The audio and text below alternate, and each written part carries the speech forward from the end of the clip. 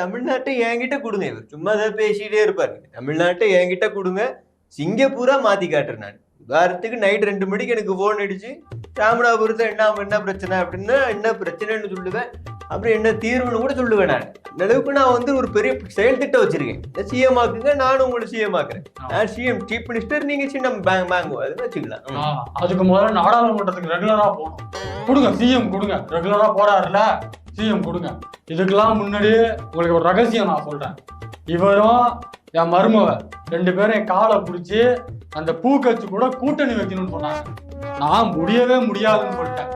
அப்படி இல்லைன்னா எனக்கு நீங்க தான் கொல்லி வைக்கணும் அப்படின்னு சொல்லி அழுதாங்க. வேற வழி இல்லாம ஒத்துக்கிட்டேன். என்ன பண்றது? அப்புறம் தான் தெரியுது என் மருமவ எல்லா வேலையும் கூட்டணிக்கான எல்லா வேலையும் பார்த்துட்டாங்க. வெளில போய் காலில் மூஞ்ச கழுவிட்டு பாக்குற பாரத் மாதா கேச்சேன்னு கத்துறாங்க. அப்புறம் என்ன பண்றது? நானும் அங்கே ஆயிட்டேன். என்ன பண்றது?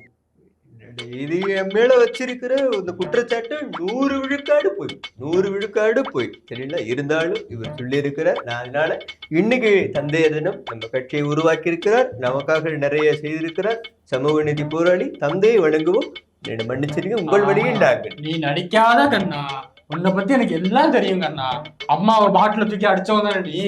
நல்ல வேலை அவங்க நவுந்துட்டாங்க, செவுத்துல போட்டுடுச்சு. இல்லைன்னா மேல போட்டுருக்கும். இவர் ஏதாவது ஒண்ணு சொல்லிக்கிட்டு இருப்பாரு, நீங்க அதெல்லாம் விடுங்க.